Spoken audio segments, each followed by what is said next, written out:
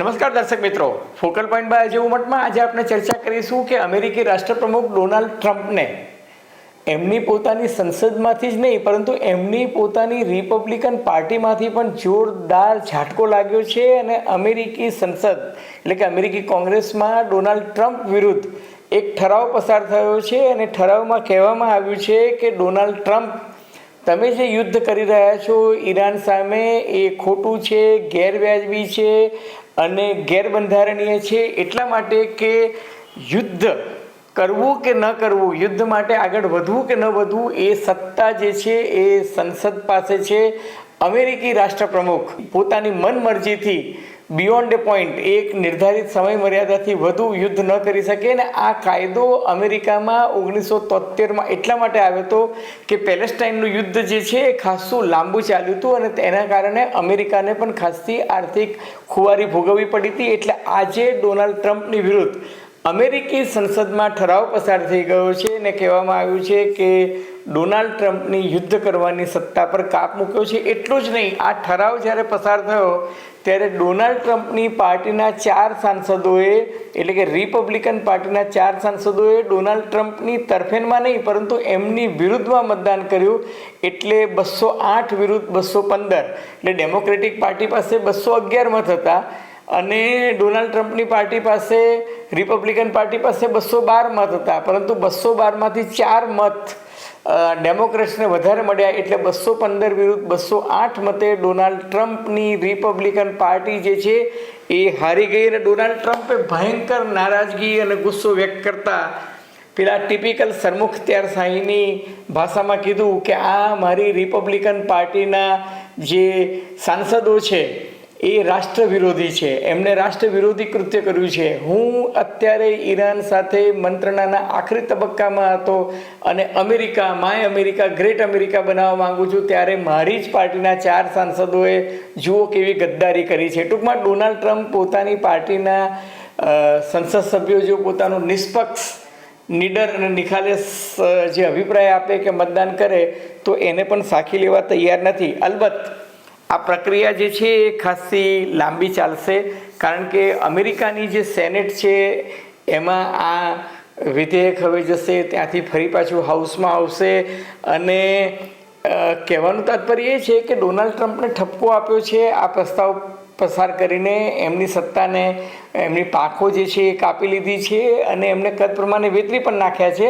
અલબત્ત Donald Trump પાસે હજુ એક રાષ્ટ્રપ્રમુખ તરીકે આ નિર્ણયને અથવા તો સંસદના નિર્ણયને વીટો કરવાની તાકાત છે અને જો બંધારણની દ્રષ્ટિએ જોવા જઈએ તો આ પ્રસ્તાવ જે છે એ સેનેટમાં જાય, કોંગ્રેસના બંને ગૃહમાં પસાર થાય અને કહેવાનું તાત્પર્ય એ છે કે આખી વાત જે છે પ્રતિકાત્મક છે. પણ એક વાત સ્પષ્ટ થઈ ગઈ છે કે ડોનાલ્ડ ટ્રમ્પની પાર્ટી પણ હવે એમના નિર્ણયોથી, એમની નીતિ રીતિથી ત્રાસી ગઈ છે અને એમણે જે ડિબેટ થઈ એ ડિબેટમાં સ્પષ્ટપણે જે સૂર વ્યક્ત થતો હતો એવું કહેતો હતો કે ભાઈ ડેમોક્રેટ્સ પણ કહેતા હતા અને રિપબ્લિકન પણ કહેતા હતા કે ડોનાલ્ડ ટ્રમ્પ પાસે આ યુદ્ધ શરૂ કર્યું ત્યારથી માંડીને આજ દિન તક કોઈ સ્પષ્ટ વ્યૂહરચના નથી, કોઈ એક યુદ્ધના જે ઓબ્જેક્ટિવ્સ તમે નક્કી કર્યા હોય કે ભાઈ અમારા યુદ્ધના આ ઓબ્જેક્ટિવ્સ છે ને આ લક્ષ્યાંકો છે ને લક્ષ્યાંકો પાર પાડવા માટે હું શું કરીશ એ તો કરી શક્યા નથી. પરંતુ આ યુદ્ધને કારણે ક્રૂડ ઓઇલના ભાવ જે દુનિયાભરમાં વધ્યા છે એને કારણે અમેરિકામાં પણ ગેસોલિન પ્રાઇસ એટલે કે પેટ્રોલના પ્રાઇસ જે છે એ વધી ગયા છે. એટલું જ નહીં, અમેરિકા સહિત દુનિયાભરમાં મોંઘવારી વધી છે, ફુગાવો વધ્યો છે, વ્યાજના દર જે છે એ વધ્યા છે અને આખી ઘટના જે છે એ વિયેટનામ વોરની યાદ અમેરિકી પ્રજાને અપાવી રહી છે કે આ પ્રકારની પરિસ્થિતિ જો લાંબો ચાલે તો એનાથી ઈરાનને તો જે નુકસાન થવાનું હશે તે થશે, પરંતુ અમેરિકાને નુકસાન જે છે એ વધારે થવાનું છે. હવે ડોનાલ્ડ ટ્રમ્પે ફરી પાછી પોતાની જૂની રેકોર્ડ વગાડતા એવું કહ્યું છે કે ભાઈ હું યુદ્ધ વિરામના એકદમ અંતિમ તબક્કામાં છું. આ વીકેન્ડ એટલે કે શનિ કે રવિવારે તો મોટે ભાગે કે યુદ્ધ વિરામ થઈ જ જશે. હકીકત એ છે કે યુદ્ધ વિરામ છે એવું ડોનાલ્ડ ટ્રમ્પ અને એમના પ્રવક્તાઓ વ્હાઇટ હાઉસ દ્વારા અવારનવાર કહેવામાં આવે છે, પરંતુ આપણે જોયું છે કે 28મી ફેબ્રુઆરીથી જે યુદ્ધ શરૂ થયું હતું એને લગભગ 3 મહિનાને ઉપર 7 દિવસ થવા આવ્યા છે. 8મી એપ્રિલથી યુદ્ધ વિરામ ની વિધિવત જાહેરાત થઈ હતી, અને એ છતાં પણ તમે આજની તારીખે જુઓ તો Gaza, south Lebanon, northern Israel અને કુવેત, આ 4 જગ્યાએ હજુ પણ યુદ્ધની પરિસ્થિતિ છે. દાખલા તરીકે ઇઝરાયલ જે છે એ હજુ પણ પેલેસ્ટાઇનમાં, ગાઝામાં અને સાઉથ લેબેનોનમાં હુમલા કરી રહ્યું છે. તો હિઝબુલ્લાના લડવૈયાઓ જે છે એ ઉત્તર ઇઝરાયલ પર હુમલાઓ કરી રહ્યા છે. ઈરાન કુવેત પર હુમલા કરી રહ્યું છે. ઈરાન બહેરીન પર હુમલા કરી રહ્યું છે. અને ઈરાને તો મંગળવારે મોડી રાત્રે ભારતીય સમય પ્રમાણે એવો દાવો કર્યો છે કે અમે અમેરિકન વોરશિપ એટલે કે અમેરિકી યુદ્ધ જહાજ છે એના પર પણ હુમલો કર્યો. અને ઈરાને એથી પણ આગળ એવું કહ્યું છે કે બહેરીનમાં જે એરપોર્ટ તબાહ થઈ ગયું, અથવા તો એરપોર્ટમાં જે એક ભારતીયનું મોત થયું અને જે 63થી વધુ નાગરિકોને વધતા ઓછા પ્રમાણમાં ઈજા થઈ છે, એ ઈરાનની મિસાઇલથી નહીં પરંતુ અમેરિકાએ છોડેલી THAAD મિસાઇલ હતી.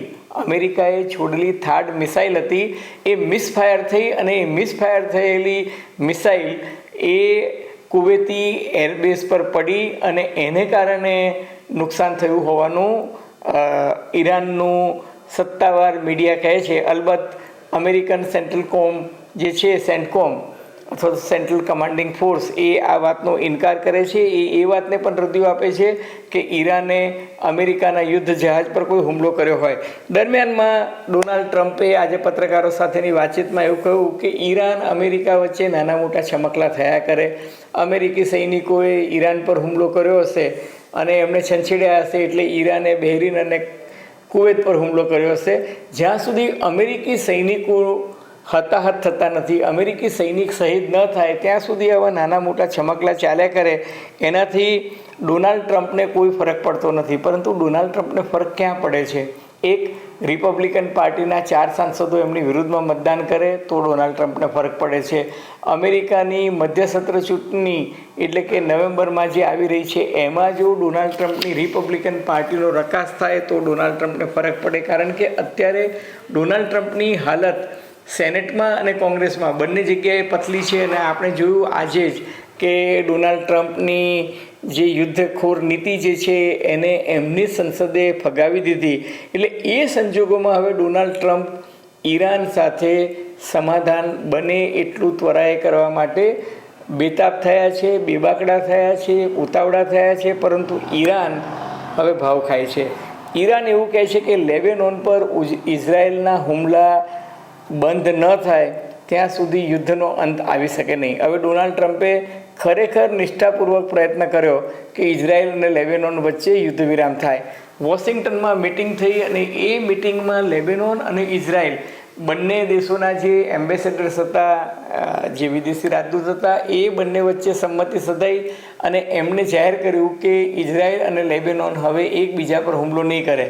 પરંતુ હિઝબુલ્લાએ આ જે સમાધાન થયું એને ફગાવી દીધું. અને લેબેનોનમાં એમની પોતાની જે સરકારી સેના છે એનાથી વધારે તાકાતવર આજની તારીખે હિઝબુલ્લા છે. હિઝબુલ્લા એવું કહે છે કે લેબેનોને ઇઝરાયલ સાથે જે સમાધાન અમેરિકામાં કર્યું એ એમની સૌથી મોટી ભારેમાં ભારે ભૂલ છે. કારણ કે જ્યાં સુધી દક્ષિણ લેબેનોનમાંથી ઇઝરાયલ પોતાની સેના પરત ન ખેંચે ત્યાં સુધી લેબેનોને ઇઝરાયલ સાથે સમાધાન કરવું જોઈએ નહીં. અચ્છા, પ્રજા જે છે એ પ્રજા હિઝબુલ્લાની તરફેણમાં છે, લેબેનોનની અત્યારની સરકાર જે છે એની પાસે નથી. અને બીજું કે લેબેનોનની સેના અને હિઝબુલ્લા બંને વચ્ચે પરસ્પર જાણે ચોલી દામનનો સંબંધ હોય એ રીતે બંને એકબીજાને મદદ કરી રહ્યા છે, પરસ્પર સમજૂતીથી કામ કરી રહ્યા છે. ટૂંકમાં લેબેનોનની જે સરકાર છે એ ભલે ગમે તે નિર્ણય કરે વોશિંગ્ટનમાં જઈને,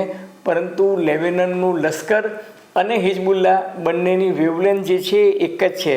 એટલે નેતાઓની જે મંત્રણા છે એને જમીન પર સ્વીકૃતિ નથી. અને હવે ઈરાને તક જોઈને ઇઝરાયલ પર હુમલો કરવાની જાહેરાત કરી છે. એમણે કહ્યું છે કે જો ઇઝરાયલ હવે લેબેનોન પર હુમલા બંધ નહીં કરે, ખાસ કરીને દક્ષિણ લેબેનોન પર, તો ઈરાન ઇઝરાયલ પર હુમલા કરશે. ઈરાનને ખબર છે કે અમેરિકા હવે આ યુદ્ધમાં ઝંપલાવવા ઈચ્છતું નથી.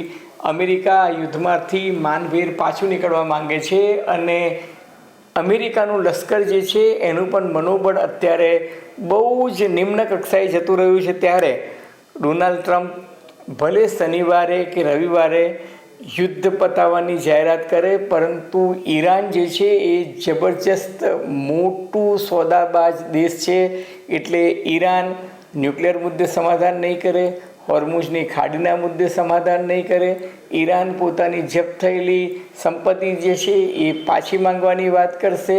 એટલું જ નહીં, યુદ્ધમાં જે નુકસાન ઈરાનને થયું છે એનું વળતર પણ માંગી શકે. અને સૌથી મહત્ત્વની વાત, હોર્મુઝની ખાડીની ઉપર જે અમેરિકાએ નાકાબંધી કરી છે એ નાકાબંધી તાત્કાલિક હટાવવાની વાત કરશે. અને જ્યાં સુધી ઇઝરાયેલ લેબેનોન પર હુમલા ચાલુ રાખશે ત્યાં સુધી સમાધાનની વાત ઈરાન કરશે જ નહીં. એટલે આમ જોવા જઈએ તો અમેરિકી રાષ્ટ્રપ્રમુખ ડોનાલ્ડ ટ્રમ્પની ઘેટી ફસાઈ છે અને ઈરાન જે છે એ અત્યારે મજબૂત સ્થિતિમાં હોય એવું દેખાઈ રહ્યું છે. અલબત્ત આપણે ઈચ્છીએ કે ડોનાલ્ડ ટ્રમ્પ કહે છે તેમ શનિ રવિમાં યુદ્ધનો અંત આવે, એ માનવતાના હિતમાં છે. છતાં આગે આગે દેખો હોતા હે ક્યાં. મિત્રો, તમને ફોકલ પોઈન્ટ બાય અજય ઉમટનો આ એપિસોડ નવ ગુજરાત સમય અને અમદાવાદ મિરરના સથવારે ગમ્યો હોય તો મહેરબાની કરીને લાઇક કરજો, શેર કરજો, સબસ્ક્રાઈબ કરજો. અને આપ શું માનો છો? ખરેખર સમાધાન થશે? આપની ટીકા ટિપ્પણી, પ્રતિક્રિયા, અવલોકન અમને ગમશે. ધન્યવાદ. ખૂબ ખૂબ